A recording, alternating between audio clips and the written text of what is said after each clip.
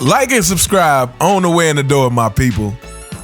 I hope you all are having a truly fantastic day today.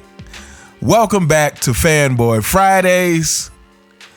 And fanboys, I suggest you go ahead and get your affairs in order. You know, on this channel, I said this channel is to help you. And I've been trying to warn you. I've been trying to prepare you for the day that your king's kingdom starts crumbling. For the day he retires and the NBA has no need to protect him anymore. I've been trying to get you ready for that. And it looks like, you know, the walls are already shaking. The walls are already cracking. And so, you know, with that being said, fanboys, you might want to go ahead and click off. So I was actually saving this for today, for Fanboy Friday. You know, I know there's been people who covered this already during the week, but I was actually saving this for Fanboy Friday because I think it's only appropriate that this particular video topic fall on Fanboy Friday. Now, I want to start with, and I'm just going to read the headline of this article. And this article was published in September 13th, 2023. And the headline of the article says, LeBron James' wife and two associates named in federal PED investigation. Now, we know that through their quote-unquote investigation, LeBron James has still been kept in the alleged category. LeBron James has not been confirmed of anything, but I tell you what, it sure seems like those who are in LeBron James' immediate circle keeps coming up in the PED thing. And the latest of whom, Tristan Thompson. And I'm going to read this article from TMZ. Tristan Thompson will be sidelined from NBA games for the foreseeable future. The league just slapped him with a huge suspension after it says he violated their anti-drug program. According to the NBA, the Cleveland Cavaliers' four tested positive for banned substances, ibutamoren and SARM LGD 4033. And he'll now be barred from playing in the team's next 25 games for it. Both drugs are considered to be performance enhancers, ones that help users improve their strength and speed up their recovery. And it goes on to say Thompson has yet to publicly address the positive tests. Okay. So you see the title of the video. We all know the saying. Fanboys, you know the saying, right? You know the saying. What's that saying? Something about feathers and birds. Something about feathers and birds, right? Fanboys, you know the saying. Say it for me. Is it birds under pressure flock together? But we all know the saying. Birds of a feather flock together. Now, on this channel, you have never, ever heard me outright say that LeBron James is on PEDs, because I refuse to say that until definitive proof comes out saying that he is. But I have said that more than likely, the evidence points towards, the circumstances points towards, when everyone in your circle keeps coming up in these reports, to me, it is highly likely that you are involved yourself. Now, if you've been keeping up with my channel, you know, recently, maybe it was last week, I did a video talking about how it looks like Father Time has finally caught up with LeBron James. And, you know, now that I'm thinking about it, and now that this whole Tristan Thompson thing, I'm just going to speculate here. Again, this is just, it's just speculation. But maybe someone knew that this whole investigation was happening and was laying off the juice, which is why he all of a sudden looked like Father Time caught up with him. I mean, that could be a possibility. But nonetheless, let's get to the point here. Let's get to the point that I've said in several videos. Fanboys, your king has come into the league and to me has brought a lot of negative things about the league. Some people think it's positive. You know, some people try to defend this player empowerment that has turned into player entitlement. You fanboys try to defend every single thing, from the flopping to the whining to the super teams to the lying. You guys try to defend everything your king does. Now, LeBron James couldn't stick it out in Cleveland. He let the pressure to be a champion get to him. Some coming from the media, some coming from his own self. But he let the pressure make him take a shortcut. He let that pressure make him jump ship and go to a team with an already champion. And when he went to that team with an already champion, he experienced one of the worst failures of any superstar in NBA history in the 2011 finals with Jason Terry, again, smacking him upside the head. Again, I cannot express the total disregard that Jason Terry had for your king, fanboys. I mean, again, when I go back and watch that game and watch how Jason Terry was shooting in his face like LeBron was 5'9" instead of 6'9", you know, it's disconcerting. It makes me think of Jordan and Allen Iverson, right? And you say, why do I bring that up? Because, you know, a lot of fanboys love to bring that up. But here's the thing. Allen Iverson even admitted, there's an interview with Allen Iverson where he says, the crazy thing about that is even though I hit Jordan with my move and lost him, he recovered and still almost blocked my shot. And so, you know, this was Jordan's first time facing up with AI, a new player, you know, and first of all, Allen Iverson is no slouch. Jason Terry is no Allen Iverson. But my point is that Jordan was such an athlete that he still almost blocked Allen Iverson. And Allen Iverson acknowledged that.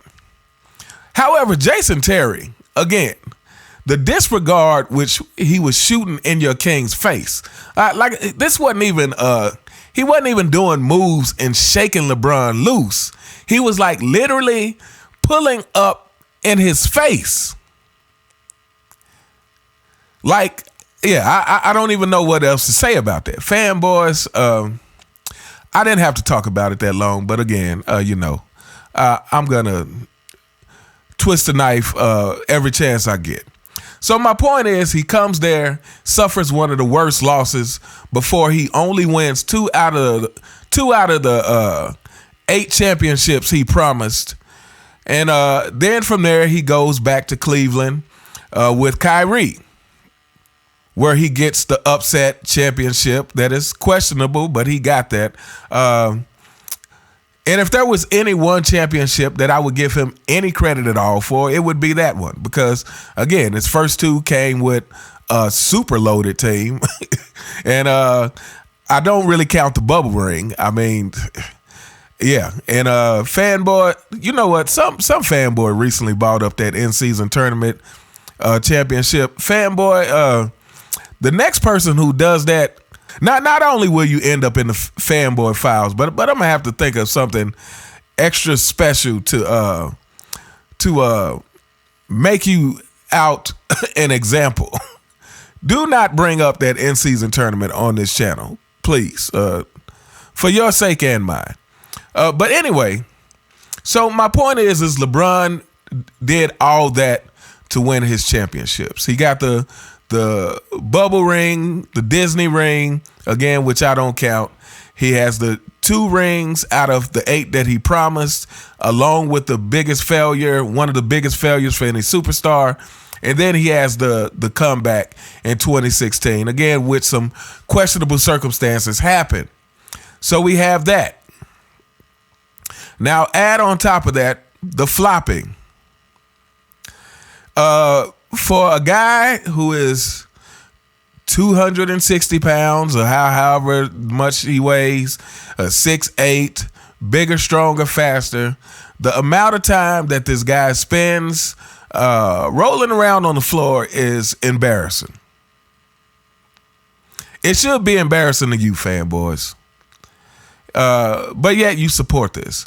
So you have the flopping. You have the whining. Sometimes spending more time whining in the game than he does actually getting back up the court to help his play defense.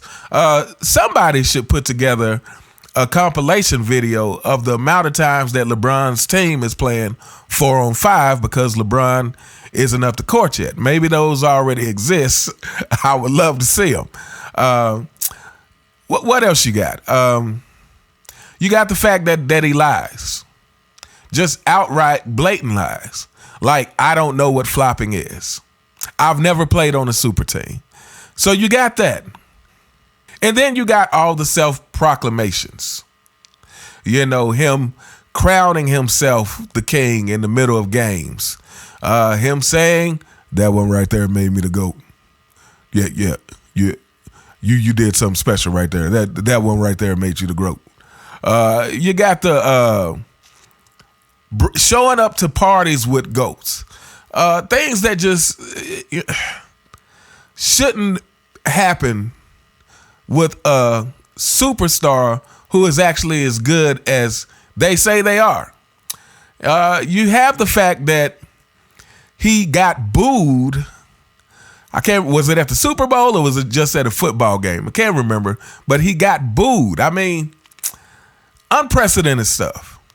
And, the fact that it's probably, potentially spilling over onto his kids and Bronny James getting booed. And again, someone commented on that video I did about Bronny and was like, oh, y'all up here talking about a kid. I in no way said anything negative about Bronny James. Matter of fact, I said at the very beginning of the video that I wish Bronny James nothing but the success that he wants to get to. And the video was simply questioning, is LeBron James' antics, is Bronny James going to have to suffer for them? So, yeah. So you take all these things in consideration. The fact that LeBron James is 4-6. And let me tell you something, fanboys. You guys love to bring up he went to 8 straight finals. You love to bring up he went to 10 finals. But let me tell you something. The Buffalo Bills bringing up that they went to 4 straight finals is not a flex. In other words, when you lose, you shouldn't even bring it up. You should be doing your best to forget about it and let everyone else forget about it. But when you bring up 10 straight finals, then everyone has to think, well, he only has 4 championships. So you are automatically bringing up the fact that he lost 6 as well. So why am I talking about all of these things and kind of going down the list of everything that LeBron James has brought negatively into the game? That's because with all of this, it is going to pale in comparison to the day, if the day comes, that LeBron James is confirmed to be on PEDs. Fanboys, again, prepare yourself. Get your affairs in order. Get your affairs in order. Because if that day comes, and I'm starting to think it's just a matter of time. Again, when LeBron James retires from the NBA and they're trying to promote a new face, they're trying to promote the next Jordan, because that's the comparison, that's the standard, that's who it will be. Probably 20, 30 years from now, it will still be trying to locate the next Michael Jordan. When they're trying to promote this new face and have no more use to protect LeBron James, when they grow tired of LeBron James, and here's the other thing, fanboys, people are growing tired of your king, just like they're growing tired of you. They're growing tired of your king. And, again, I've been enjoying watching Gil's Arenas lately because Rashad McCants seems that he is just kind of fed up with the with the excuses for LeBron James, with the fact that he believes people are being paid to call LeBron James the GOAT. And so he's been calling it out lately, and it's been fun to watch. But yeah, to me, it's just another example that people are getting tired of this false GOAT conversation being shoved in their face. People are getting tired of the false things about LeBron James that get said on a regular basis. People are getting tired of the excuses. People are getting tired of hearing how great LeBron James is, but when he can't get it done, he doesn't have a good enough team. So yeah, is the kingdom of LeBron James cracking? Is it on its way to start to crumble? I believe that is the case. Only time will tell. But anyway, this video's went on long enough. Let me know what you guys think in the comments. Fanboys, I really don't care what you think. Do you think that the kingdom, that the 4 and 6 kingdom is starting to crumble? Do you think that people as a whole are getting tired of the excuses, are getting tired of the fake comparisons? And more importantly, do you think where there's smoke, there's fire? Do you think birds of a feather flock together? Let me know what you guys think in the comments. You all have a truly fantastic day, and I'll see you next time. All right.